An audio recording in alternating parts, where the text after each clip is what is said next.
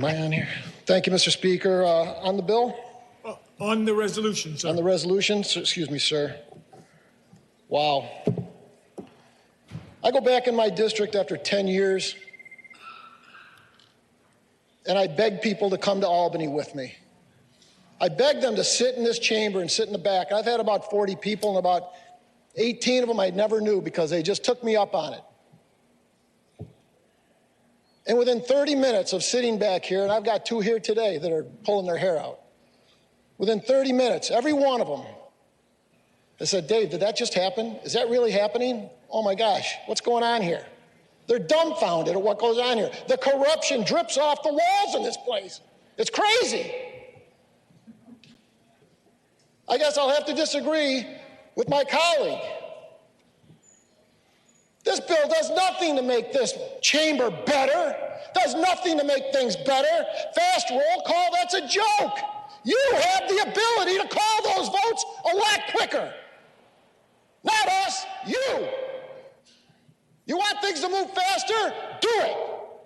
Don't blame us. This is crazy. I sat here 10 years ago, and every year when we were doing almost 1,001 House bills, 1,000. Most every state averages about 50 to 80. And what do? Oh, mind you, every one of those bills was Democrat until the last day or two of the year when we got our home rules approved, hopefully.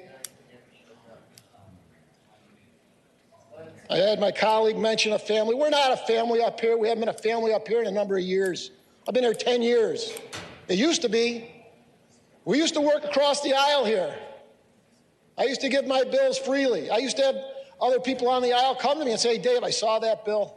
I'll take it. Thank you. See if you can get it through. That rarely happens now. Rarely happens now because at the end of last session, I had a member on the other side of the aisle tell me, Dave, we are not allowed to take your bills. That was really eye-opening to hear that. This does nothing to speed up the process. I'm sorry if you think that because some of us feel that this might allow some people not to be here on certain days that they don't want to be here, that somehow we're misinterpreting this, but we did have this, for those who don't remember, about 30 years ago. This was the rule in the chamber, absentee voting, and it was the public, when it finally got out, who wanted to make the change. The public really became an outcry and said, get in your seats and just be there, because that's what we pay you for.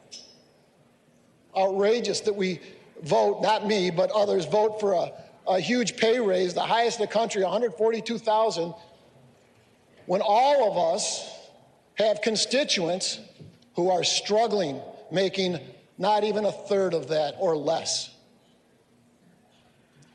But of course, for me to bring up the fact that we had to do it a couple days before Christmas so that it could be hidden in the darkness of night because no one was paying attention, I guess that wouldn't be appropriate to bring up, would it? But I've sat here for 10 years, and the one thing I know is that my 133,000 constituents that I represent do not equal yours. My people are not as important as yours. I don't get the same things you do for my constituents because yours are more important than mine. I don't think it's right, but I know the majority has that. But as we go forward, you want to put this rule in, go ahead. I understand. But please, don't sit here and try and defend it as if this is going to be some great thing that's going to help move us along faster and we're going to do a better job up here. That's a joke. The corruption just up here drips off the walls. And the only thing I do is I try and fight it because I don't have a lot of power, and I tell my constituents that. But I do tell them at every turn, please watch these proceedings so you know exactly what goes on. It's not pretty. It's a travesty. And today, you know, when you're talking about putting up another part of the rule. I'll be voting no on this, Mr. Speaker. Thank you for the time. Thank you.